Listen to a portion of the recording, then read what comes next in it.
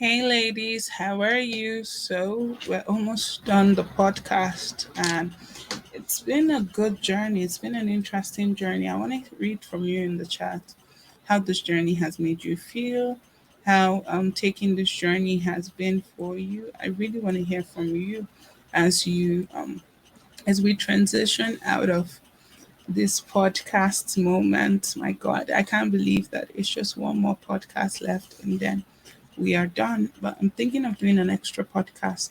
If you see one, it means I did it. If you didn't, it means that maybe I didn't have time to get it done. But yeah, anyways, let's move on. Today, I want to talk to you about mental upgrade. One of the many issues that we have in life is because of our inability to level up. We limit ourselves, we limit our possibilities by the fears that we allow to engulf us, the fears that we allow to limit us, and the fears that we allow to hold us back, especially as regards becoming all that we need to become. And today I want to share with you maybe 5 or 6 hacks that has helped me to level up at the times that I need to level up. I hope that they help you as well. All right. So, number one, practice self discipline. If you're looking to upgrade, then there's no better place to start than a healthy dose of self discipline. Learning self control is one of the important ways of creating good habits in your life. And one of the ways to deal with addictions is actually to introduce a new habit, introduce a new thing. So, for example, if you find that you spend a whole lot of time reading wrong books, for example, romantic books that are going to stir up the thought and the desire to go and masturbate and all of that, then one of the things that you could do is that you could now sit down and get to that place where you can look at yourself and say, okay, this is not a possibility that I want to encourage in my life. This is not something that I want to endorse at this part of my life. And so, what do? You begin to now make decisions. Okay, instead of reading these books that are triggers, I'm now going to read productive books as regards my career, what I'm trying to build right now. And so, we need to begin to practice a self discipline, having the ability to do what you need to do, even when you don't want to do it. Do what you need to do, even when you don't want to do it. Some people ask me, why, how are you able to record all these videos even before the 1st of June? I didn't want to do it, but I knew that I needed to do it. And part of it was applying self discipline and sitting down to get it done, even when I didn't, the feeling was not there. And so, if we're going to practice self discipline, we must transcend beyond living for our feelings. How does what I'm about to do make me feel? And not now choosing to allow yourself to be tied down to your feelings. And so, you're making good decisions, you're taking good steps, good actions, in spite of how you feel to actually achieve the things that you need to achieve. So it's not a matter of your feelings, it's a matter of necessity and responsibility. And you know that you don't build self discipline at once, it doesn't happen overnight. It's like a muscle that you build over time, and you start from where you are and you begin to take little steps over time. You don't start from not praying at all to saying, I'm going to be praying 6 hours daily. You will be frustrated because you will not be able to meet up. However, if you start from not praying to praying for 30 minutes, once you master 30 minutes, you can now stretch for 1 hour. Once you stretch for 1 hour, you can shoot for 2 hours. And then you begin to grow up until the point where you now grow significantly, especially when you are in an environment that endorses your growth. That's how you grow. And so, to practice self discipline, you have to start by setting clear goals for yourself. Where do you want to see improvement in your life? What is the current situation? How can you be better? What can you do better? How can you achieve differently?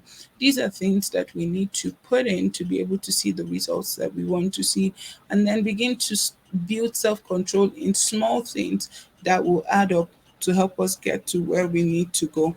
That is one way that we build. The second way that we do that is, and upgrade and level up is to put challenges into perspectives. Many times we get overwhelmed, we feel under pressure to perform at our peak, but we must remind ourselves that whatsoever is happening is a challenge. It's an invitation for us to grow. It's an invitation for us to level up. It's an invitation for us to do better. It's an invitation for us to live differently and not be limited by the outcomes that we are seemingly imposing on ourselves. And so, how do I now begin to put my challenge into perspective? I see my situation as a challenge, not a life and death situation. And then I use it as an opportunity to practice what I've learned over time. Many times we learn but never put it to work. We learn but never practice.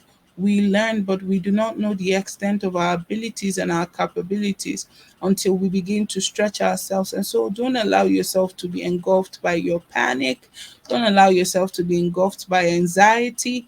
Don't allow yourself to be engulfed by what you're going through.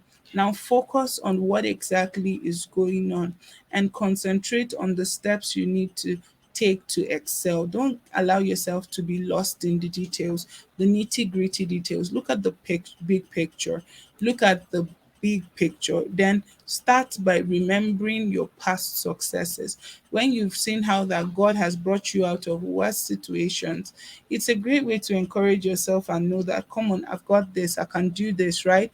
I can achieve this, I can reach this, and all of that. And then understand, number two, that the challenge is not meant to destroy you, but it's meant to build you.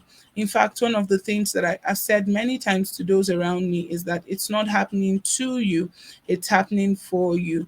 And it's an opportunity for you to grow, it's an opportunity for you to learn, it's an opportunity for you to make mistakes. And many times we don't even talk about mistakes. We don't let ourselves think about the fact that there's a possibility that mistakes can be made, and allow ourselves to learn from our mistakes and from our failures and from our past. This is something that we don't permit ourselves to do because there's so much pressure on us to perform. There's so much pressure on us to present a front, to do something, to be something, not the exact design of God for us. That's not the expectations of God for us. And so we now need to begin to live beyond that moment and begin to ask ourselves those questions of, okay, so how do we get better? Can we do this differently? We missed it this time. So that we now begin to see that failure is not an identity, but failure is an event. I failed at something does not make me a failure. That I'm not good at something does not mean that I'm not good at anything.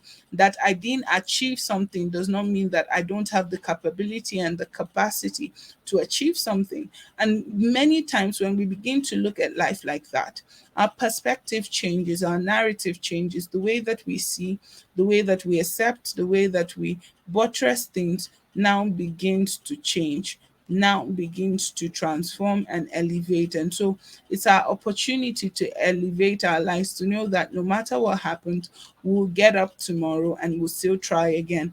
We refuse to give up at the first sign of trouble. We refuse to walk away at the first sign of trouble. But now we begin to see that trouble is not the end. Trouble is just maybe a hitch on the way, a way that we grow, a way that we dream differently, a way that we see differently and actually act differently, an opportunity to see a different outcome. And that is number two. Number three is work on your attitude. Listen, your attitude is a reflection of your inside, what's going on inside you. It shapes your ability to be happy, to be successful, to be confident. Our ability has the ability to, sorry, our attitude has the ability to actually make or mar us. And when we find ourselves often slipping into this negative mindset, feeling bleak and dissatisfied with where we are at life, we need to realize that our ability to level up, our ability to see a different outcome and to overcome challenges is largely dependent on our mental outlook, our attitude. And that is our own mindset, our way of developing our mindset. And so over time, Our experiences and our perspectives and our attitudes has molded us, and we have decided either subconsciously or intentionally what kind of approach we're going to take to life. And we must realize that we have the ability to change our attitude and harness our optimism every day we choose to show up. We determine how we show up. We determine the kind of attitude that we bring to the table. We determine the kind of outlook that we bring to people. We determine how we come to people. We determine how we display to people. And so that we are not limiting others by our pictures, our frameworks, and our possibilities, but we're now permitting a growth, permitting an outcome. So we start first by observing our thoughts and how we communicate with others. And then we now make the choice to have an affirmative and supportive and self assured attitude. Have an affirmative attitude. Oh, it doesn't look like it right now, but I believe that it's going to work out. Oh, I mean, I may still feel the pain, but I believe I'm healed. And one of the ways that we build our attitude is by being firm on what the word is saying. And as a coach, you may be wondering, why is she talking to me about what the word is saying? I'm not just a coach, I'm a believer. And first, my belief as a believer, my outcome is framed by the word of God. My life is framed by the word of God. My decisions, my inactions, they are all framed by the word of God. And that means that the word is my narrative, the word is my story and what I believe. The word is what I'm standing on, the word is what I'm hoping on, the word is what I'm looking at. And every day that I show up based on what the word is saying, what the word said, what the word is showing me, what the word is revealing to me. I'm not scared, I'm not ashamed to show up again and again and again based on what the word is saying. And that's one of the places that I need us to arrive at. I need us to begin to see life that way. I need us to begin to shape and program outcomes that way and have the right attitude when we show up every time. All right. So number next is add value to your relationships. Don't just be a leech. Don't just be a parasite. Don't just be somebody that has to be given at every time. At some point, you need to begin to learn to give yourself. You see, the relationships that we have with those around us is foundational to us building and upgrading our lives. Those that surround you, as Dr. Paul Enenche says, determines what you can surmount. Your relationships determine your altitude in life. That means that your relationships determine the planes and the height that you achieve in life and destiny. And so that we have to pay attention to the relationships we have with others, because the relationship with we have with others are a direct representation of the relationship that we have with ourselves. And so that when we add value to our relationships, we're adding a sense of satisfaction and a sense of well-being to our own lives. We actually can start by starting small, simply giving them our full attention, being there for them when they need us, make others feel important, make them feel supported, make them feel like they matter. Don't just make them feel like they are a nuisance or they are a limitation to you.